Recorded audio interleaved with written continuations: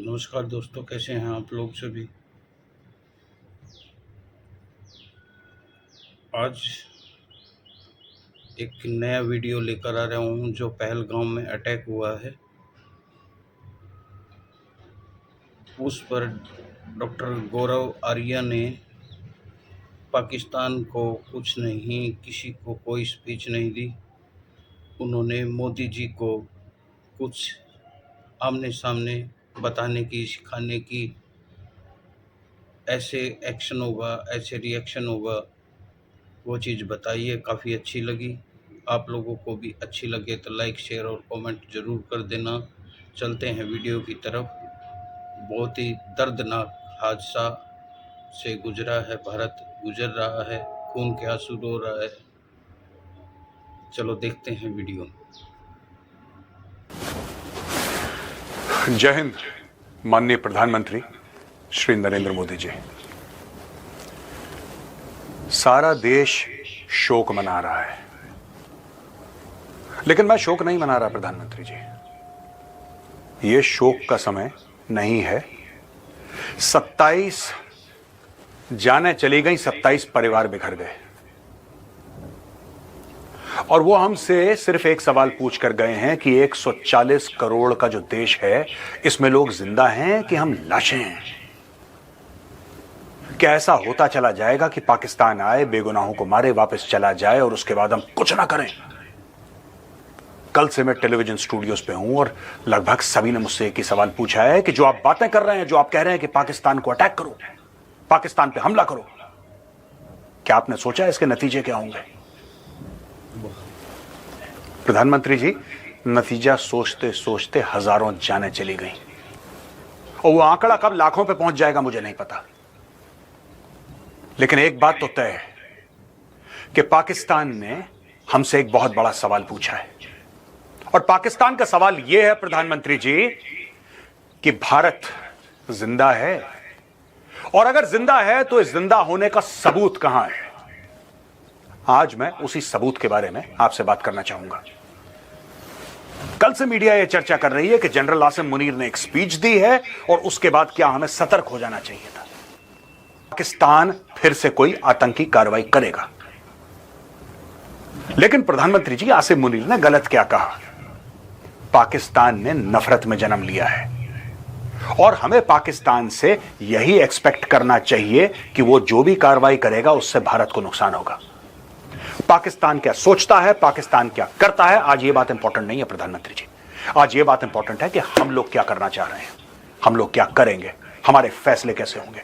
और आज जो हम फैसला लेंगे वो डिफाइन करेगा कल का भारत, कि हमारी आने वाली नस्लें कितने सुख शांति से रह सकें। कश्मीर भारत का अभिन्न अंग है, लेकिन प्रधानमंत्री जी, क्या उस अभिन्न अंग में किसी भारतवासी को जाते डर लगना चाहिए?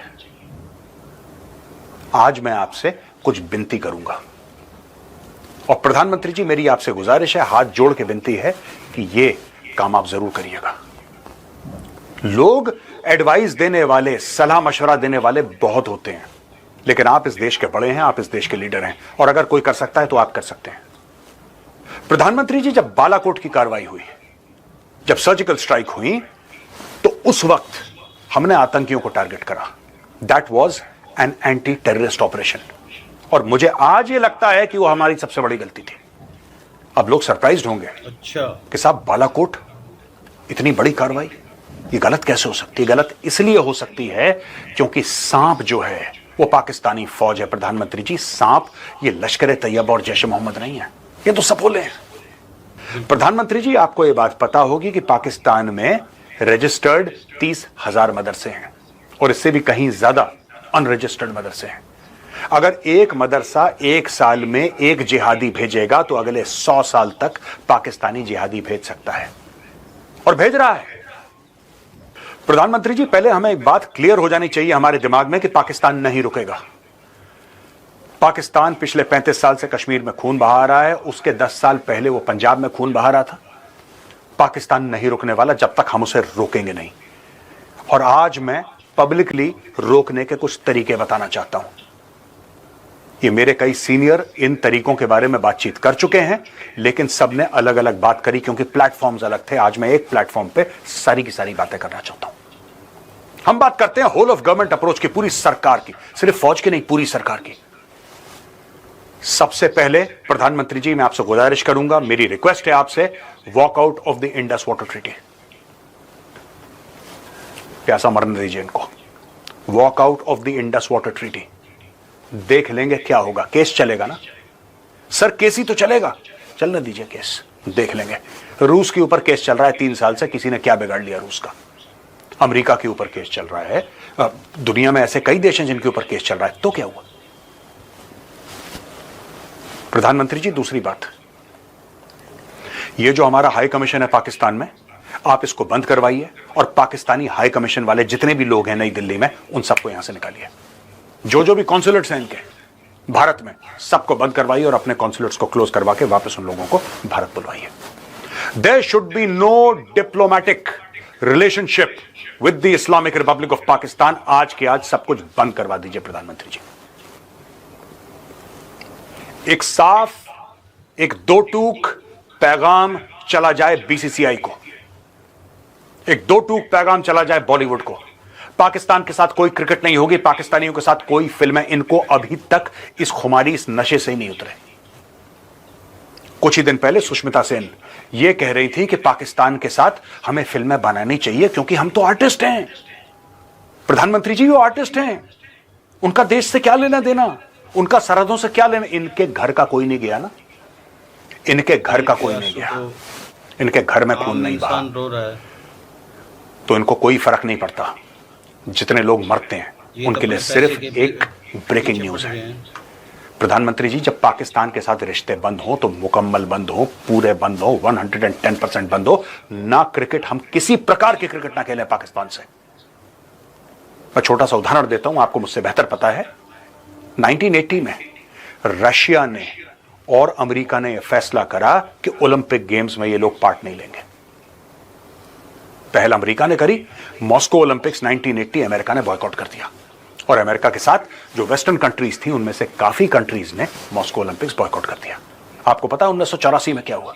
1984 में वही रशिया ने, उस जमाने में वो यूएसएसआर था, ईस्ट ब्लॉक की जितनी भी कंट्रीज थी जो यूएसएसआर के साथ थी, उन्होंने लॉस एंजलिस ओलंपिक को बॉयकॉट कर दिया। ओलंपिक्स बॉयकॉट करें देशों ने, ओलंपिक्स। यहां पे 2 कौड़ी की चैंपियंस ट्रॉफी के लिए लोगों के मुंह में पानी आ जाता है। Sir, Olympics, they have boycotted Olympics. आप कर दीजिए बॉयकॉट, कर दीजिए बॉयकॉट। नहीं खेलना पाकिस्तान के साथ, कोई भी रिश्ता नहीं रखना, कोई ट्रेड नहीं हो। प्रधानमंत्री जी, मैं आपको बोल रहा हूं, कोई व्हाट्सएप कॉल नहीं जाना चाहिए पाकिस्तान किसी भी प्लेटफॉर्म में। You should find it impossible to communicate with Pakistan and vice versa. आपके हाथ में, आप कर दीजिए। और आज की तारीख में चीन भी कुछ नहीं बोलेगा। चीन तो प्रधानमंत्री जी आपके दाएं बाएं घूम रहा है। शी जिनपिंग ने क्या मैसेज भिजवाया आपको परसों कि मोदी जी आप आइए बीजिंग, एससीओ के लिए आइए, शंघाई कोऑपरेशन ऑर्गेनाइजेशन की मीटिंग के लिए आइए, हम आपसे बैठ के बातें करना चाहते हैं। आज की तारीख में प्रधानमंत्री जी, ट्रंप ने इतनी चूड़ियां कस दी हैं चाइना की, इतनी भयानक चूड़ियां कस दी हैं कि चाइना मारा मारा फिर रहा है मलेशिया, मारा मारा फिर रहा है वियतनाम। शी जिनपिंग जा रहा है, मांगने के लिए जा रहा है उनसे कि अमेरिका को छोड़ो, हमारे साथ आ जाओ। शी जिनपिंग, जो कि चाइना का भगवान है, वो जाएगा वियतनाम, लेकिन गया। आज की तारीख में वही शी जिनपिंग एडिटोरियल छपवा रहा है ग्लोबल टाइम्स में, Modi is the man of the moment. आइए आइए मोदी जी, चाइना आइए। क्यों? क्योंकि ट्रंप ने उसके स्टॉक मार्केट की हत्या कर दी।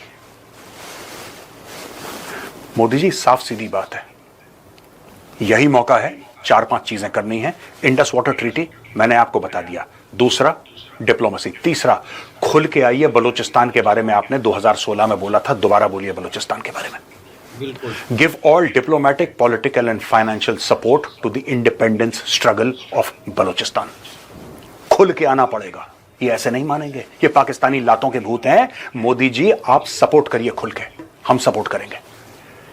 आप चलिए आगे आगे, हम आपके पीछे पीछे चलेंगे।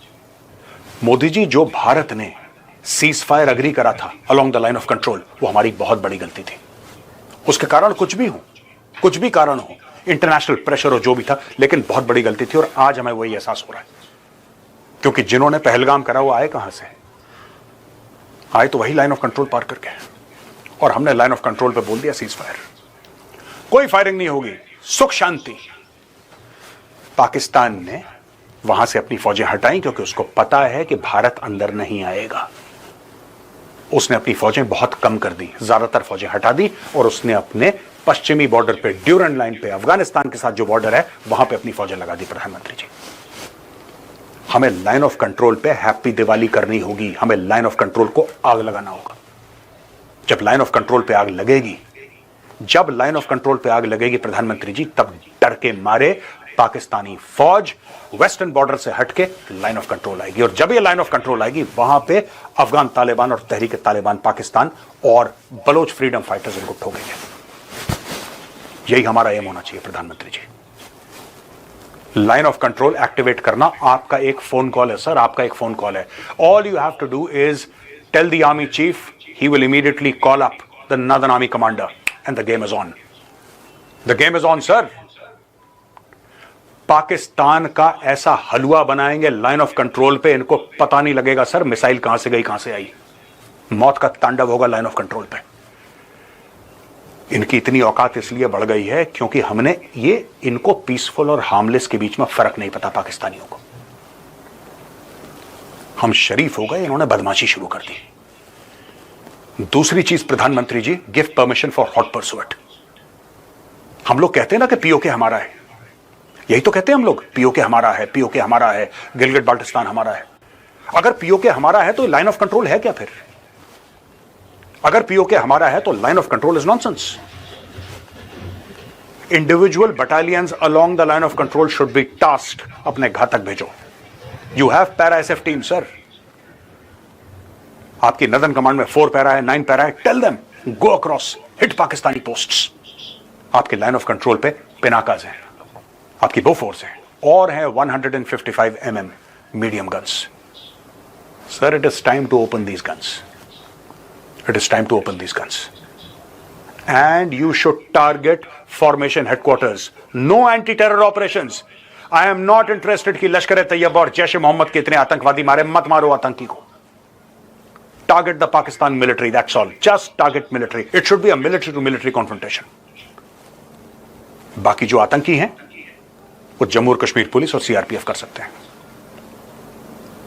फॉर्मेशन हेडक्वार्टर्स इनके, ब्रिगेड हेडक्वार्टर इनके, डिव हेडक्वार्टर। कुछ लोग सोचते हैं कि अगर हमने ऐसा करा तो पाकिस्तान से पलटवार होगा। सर, वो तो होना ही है, वो तो होना ही है, और जीतेगा वही जो एस्केलेशन से नहीं डरेगा। क्योंकि आप गोली चलाएंगे, वो मशीन गन चलाएंगे, वो मशीन गन चलाएंगे, आप मोटर चलाएंगे, आप मोटर चलाएंगे, वो फील्ड आर्टिलरी चलाएंगे, वो फील्ड आर्टिलरी चलाएंगे, आप मीडियम आर्टिलरी चलाएंगे। ये तो बढ़ता रहेगा। आपका हॉरिजॉन्टल एस्केलेशन भी होगा, आपका वर्टिकल एस्केलेशन भी होगा, आपके दोनों एस्केलेशन होंगे। लेकिन अगर पाकिस्तान को पता लग जाए, cost and consequences sir, cost and consequences, हर एक चीज का दाम चुकाना पड़ता है, हर एक चीज के नतीजे होते हैं। ऐसा नहीं हो सकता कि आप आए, 27 लोग आप पहलगाम में जान से मार दें बेगुनाहों को और उसका कोई कॉन्सिक्वेंस ना हो। यह प्लान किसने करा है सर? मैं आपको छोटा सा एक उदाहरण देता हूं, आपको मेरी बात समझ में आ जाएगी। सर, जहां पे ये पर्यटक थे वहां तक तो गाड़ी नहीं जा रही थी, रोड हेड तकरीबन आधा घंटा दूर था। जहां तक गाड़ी जा सकती है रोड हेड, वो तकरीबन आधा घंटा दूर था। इनके ऊपर फायरिंग हुई, आराम से फायरिंग करी उन लोगों ने, आराम से लोग मारे निकाल निकाल के, और सर आपका नाम लेके लोगों को मारा। एक औरत कहती है आतंकवादी से कि मेरे पति को मार दिया तो मुझे भी मार दो, मैं क्या करूंगी? जी क्या करा? नहीं, तुझे नहीं मारूंगा, तू जाके मोदी को बताना। एक महाराष्ट्र से आए, उनको मारा, कह रहा है तुम मोदी के समर्थक हो इसलिए मैं तुम्हें मार रहा हूं। आतंकवादी ने आपका नाम लेके मारा सर। लेकिन यह मेरा पॉइंट नहीं है, मेरा पॉइंट यह है सर कि this was conducted, this was planned by a military mind. ये सिविलियन के बस का ही नहीं है ये ऑपरेशन करना। अगर किसी को यह गलतफहमी है कि सर ये कोई सड़क से पड़े 4 लड़कों को उठा के उनको कुछ हफ्तों की ट्रेनिंग देके they can do this operation, it is impossible. ये हो ही नहीं सकता सर, ये मैं मानने को तैयार नहीं हूं। This operation has been conceived and planned by the Pakistan army. अब मैं आपको बताता हूं, रोड हेड आधा घंटा दूर है सर, ये लोग यहां पे ऑपरेशन करते हैं, लोगों को मार के चले जाते हैं। जब तक फौज आती है, फौज को पहुंचने में आधा घंटा लगता है, फिर फौज इनके पीछे, तब तक ये आधा घंटा 45 मिनट जंगलों में जा चुके हैं। इनका कोई हाइड आउट है कहीं पे। इनको क्या करना है सर? इनको कपड़े बदलने हैं, इनको कपड़े बदलने हैं, नॉर्मल लोकल कपड़े पहनने हैं, इनको अपने हथियार अपने हाइड आउट में डालने हैं, पुराने कपड़े वहां पे डालने हैं। और जब फौज आएगी तो यही आतंकवादी सड़क के कोने में बैठ के जैन साहब, और फौज इनको पहचान नहीं पाएगी क्योंकि वर्दी तो ये पहनते नहीं है। सर ये मुश्किल आ रही है फौज को। इसलिए मैं कह रहा हूं कि हम लोग फालतू में टाइम वेस्ट कर रहे हैं अंदर हिंटरलैंड में एंटी टेररिस्ट ऑपरेशंस करके कि इतने मार दिए, इतने मार दिए, 100 मार दिए, सेंचुरी मार दी, डबल सेंचुरी मार दी। अगर हम इतने आतंकी मार रहे हैं तो ये वापस पैदा कहां से हो रहे हैं? हर साल 100 मारते हैं, हर साल 100 पैदा हो जाते हैं, क्योंकि हम वो नल बंद नहीं कर रहे जो पाकिस्तान के अंदर है। जो नल है ना सर, जिसमें पानी की जगह आतंकी निकलते हैं, वो नल पाकिस्तान में है। जो प्रॉब्लम रावलपिंडी की है उसको हम श्रीनगर में सॉल्व करना चाह रहे हैं, और 35 साल से श्रीनगर में सॉल्व कर रहे हैं, जो कि प्रॉब्लम रावलपिंडी की है। पाकिस्तान हर एक हिमाकत के लिए पाकिस्तान को ऐसी सजा मिलनी चाहिए, ऐसी सजा मिलनी चाहिए कि पाकिस्तान 10 बार सोचे। एक और चीज आपको करनी चाहिए सर, लाइन ऑफ कंट्रोल पे जब हैप्पी दिवाली हो, आप इंडियन आर्मी को बोलो bomb a Pakistani post and take over the territory. Simple सी बात है। और सर ये होता आया है, ये होता आया है। जब मैं लाइन ऑफ कंट्रोल के आसपास, मैं बैंक लाइन ऑफ कंट्रोल पे था सर, पीर पंजाल में, in the Poonch area, I was there sir. ये एक्शन हमारी बगल वाली बटालियन में हुआ है। पाकिस्तानियों ने उन पर अटैक करा, इन लोगों ने पाकिस्तानियों को विफल कराया, पीछे धकेला, और 3 दिन के बाद इन लोगों ने फिर अटैक करा और पाकिस्तानी पोस्ट ले ली। आप पूछिए सर फौजियों से, आप पूछिए, आर्मी चीफ से बात करिए आप। ये होता रहता है सर, ये होता रहता है। मतलब ये कोई अनजान बात नहीं है जो मैं कह रहा हूं। आप इनसे बोलिए Pakistan should be punished. Pakistan की 50-100 पोस्टें आप ले लीजिए along the line of control. Just tell the Indian army, just take over the posts. आपके पास मिसाइल हैं सर पृथ्वी, आपके पास और मिसाइल्स हैं। आप इनको आदेश दीजिए सर कि ये पाकिस्तानी पोस्ट पे एक मिसाइल मारें। मिसाइल मारने के बाद मिसाइल पोस्ट को बर्बाद कर देगी, सारे लोग खत्म। Indian army can simply go there and occupy that post. सीधी बात है sir, it has to be done. ये कभी रुकने वाला नहीं है सर। ये नाम की लिस्ट ना कि बंबई में इतने मरे, दिल्ली में इतने मरे, अक्षरधाम में इतने मरे, पंजाब में इतने मरे, कश्मीर में इतने, ये मरे मरे मरे मरे मरे की लिस्ट इतनी लंबी हो गई है सर, इतनी लंबी हो गई है कि मैं देखता हूं मुझे इतना अफसोस होता है। जब air chief marshal Fali Major ने बोला कि 26/11 हो गया है, मेरे हवाई जहाज तैयार हैं, आप आदेश दीजिए, इन्होंने आदेश नहीं दिया सर। जो भी उस वक्त सरकार थी, they said no, we will not give you the permission. अगर उस दिन हम कर देते, आज का दिन नहीं देखना पड़ता। लेकिन कोई नहीं सर, कैलेंडर को हम पीछे तो कर नहीं सकते, जो हुआ सो हुआ।